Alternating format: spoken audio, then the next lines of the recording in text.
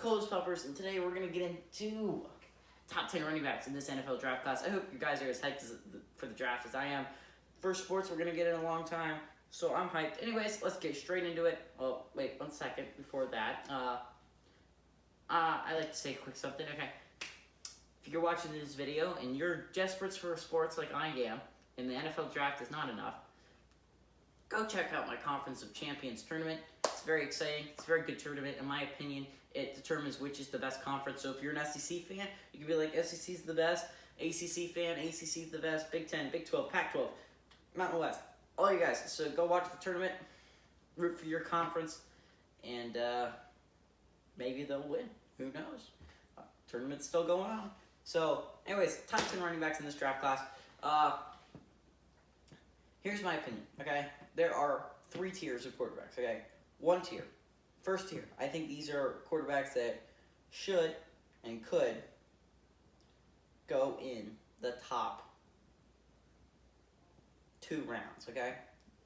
That's how talented these guys are. And I honestly think one of them should at least go in the first round, okay? Those are 3 quarterbacks, okay? There's tier 2. There's about 3 quarterbacks here that should go 3rd, 4th round, in my opinion, okay? And then there's tier 3, that's about 7, 8, 9, 10, those quarterbacks. I'd say 5th and 6th wouldn't be a bad value for these guys. Anyways, let's get straight into it. Number 1 running back, okay? This is, drum roll please. It's a very contested issue, but I'm going to go with Jonathan Taylor, and here's why. He dominated in college, okay? He is the best running back in the NFL, in the draft, in my opinion, because one thing only, his durability and his ability to carry a team, okay? Imagine if Wisconsin had a quarterback that could actually throw the ball. They would be dominant, but unfortunately they didn't. They had a good defense and they had a good running back, okay? Pair him with a quarterback that can actually throw the ball, and you honestly have one of the most talented teams in the entire NFL, which is why, okay, the Dolphins here, they get this team's draft pick right here. Take them, okay? Jonathan Taylor should be taken by the Dolphins right there, okay? Don't be an idiot, Dolphins. Don't overthink it. Take the running back right there, okay? Here's the second running back I think should go in the NFL, and his name's J.K. Dobbins, okay? And here's why. Dobbins is ranked number 2. It's great in the passing game, and that's what one aspect. There's 2 things that I'm worried about with Jonathan Taylor. Number 1, he showed that he was really durable in college, but is that going to last in the NFL considering how much he was used in college? For 3 straight years, he was the only offensive member of that football team. Anyways, the second thing I'm worried about with Jonathan Taylor is the fact that he is not a pass-catching running back, okay? That's one thing, okay? The Dolphins should definitely take him right here because it doesn't matter if he's a pass catcher. You need someone who can run the ball, period. When Ryan Fitzpatrick is your leading rusher for the year, get a running back. Anyways, you're already going to have 2 picks. You can pick a quarterback and offensive lineman with those, but running back there. Okay, so number 2, I think J.K. Dobbins is because he's a great pass catcher. He's not as much as a physical back as Jonathan Taylor is, but he is an explosive one, okay? Okay, so here's my comparisons for the 2, okay? Jonathan Taylor reminds me of Saquon Barkley. That's how talented I think he is. He is explosive. He is really hard to tackle, okay? The only thing is that he doesn't have the pass-catching ability of Saquon Barkley, okay? J.K. Dobbins should be taken by the Chiefs right here, and you know why? It's because the Chiefs desperately need a running back. Damian Williams had a good year, but you know who would even be even better? Get J.K. Dobbins on the field for this team, okay? But listen to me for a few seconds. J.K. Dobbins reminds me of Christian McCaffrey. He has explosiveness. He's hard to tackle. That's what he reminds me of. Give me Christian McCaffrey. This is J.K. Dobbins has the chance to be as good as Christian McCaffrey. Christian McCaffrey's great. Okay, get him at number 32. Okay. Now this 3rd running back, in my opinion, and I just don't know who should pick him.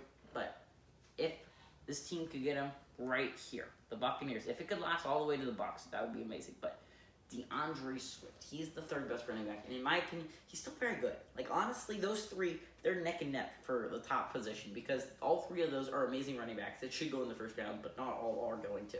Because there's just so many receivers that you can use. Amazing receivers. So, anyways, DeAndre Swift was very talented in college, okay? And I'll tell you what he reminds me of. He reminds me a lot of Alvin Kamara. And it's because of his speed and elusiveness, and he can catch out of the backfield, but he's not a go-through tacklers kind of guy. He is a outmaneuver them kind of guy, and that's why DeAndre Swift, I don't think, is as good as Dobbins and Taylor. Anyways, moving on to the tier 2, in my opinion, this is a guy that's going to be contested, but Clyde Edwards-Helaire, and he had a fantastic redshirt sophomore year, but here's the thing, he had one good year. I don't like with a quarter running back only having one good year. That means, anyone could have one good year. It all depends on the team you're on, and you were on the team with Joe Burrow, okay? They weren't suspecting the run. Frickin' Chicken could have a good year with Joe Burrow as their quarterback. Clyde Edwards-Helaire, I think, is very good. He's very talented. But I'm not quite sold on him yet because he's not experienced. I don't like it when teams take guys that aren't experienced, okay? Mitchell Trubisky was not experienced. Dwayne Haskins was not experienced, okay? I don't like taking guys that at least have 2 or 3 years under their belt. That's why college is so important as a transition to the NFL. 1 year is not enough for me to make you top at your position, okay?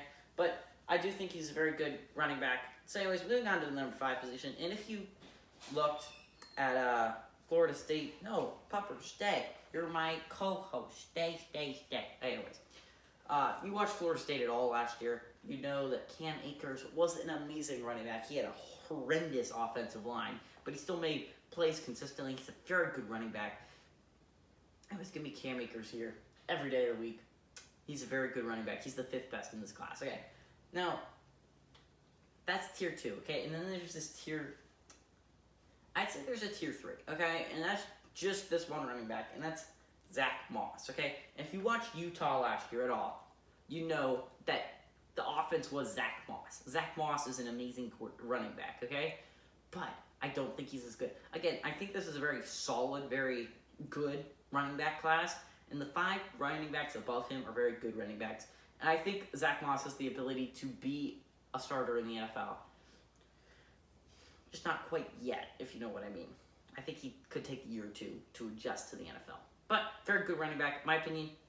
6th best running back in the NFL. Okay, so this last 4, okay, A.J. Dillon is the number 7 running back. In my opinion, I watched him play last year against Virginia Tech, and I didn't watch Boston College the entire year, but I do know talent when I see it. A.J. Dillon is a very talented running back. And although you have to have trouble picking from teams that are, I would say, not powerhouses. And I would say, if you taking running backs from teams like Boston College or Oregon State, it's a little bit of a gamble. Okay, you could end up with a very good running back. Okay, but you also could end up with a bust. It's very difficult for me. But I do think A.J. Dillon is very talented, but I wouldn't reach on him. 4th, 5th round draft pick, in my opinion. Probably 5th round draft pick. But anyways, let's move on. I really like Anthony McFarland. I watched him play last year. He's a very talented running back, in my opinion. Again, though, people like A.J. Dillon and Anthony McFarland, give him a quarterback, too. It would just be absolutely amazing. It can be very interesting.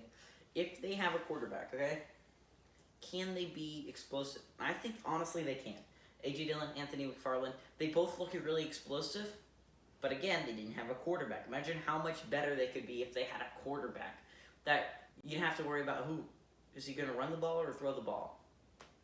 That would just be amazing, right? The number 9 running back, in my opinion, like Michael Pirine, okay? So, if you know, or if you're a Redskins fan, or I guess he's a Dolphin now, yeah. Samaje Perine, okay? He's from Florida. He's not a great running back in the NFL, but we get LaMichael Pirine. That's his brother in this draft class, okay? LaMichael Pirine is a very good running back. He's very decent. I think actually he can be very explosive at times, and I think he would be a wise pickup at 6th round, 7th round draft pick, right?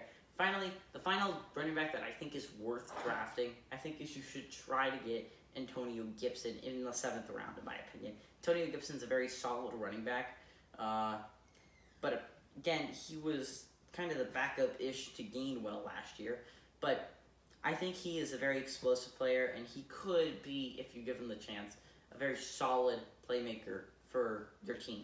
Anyways, 7th round draft pick. Anyways, those are my top 10 running backs. Anyways, this is Gigi Co's Pupper saying, adios,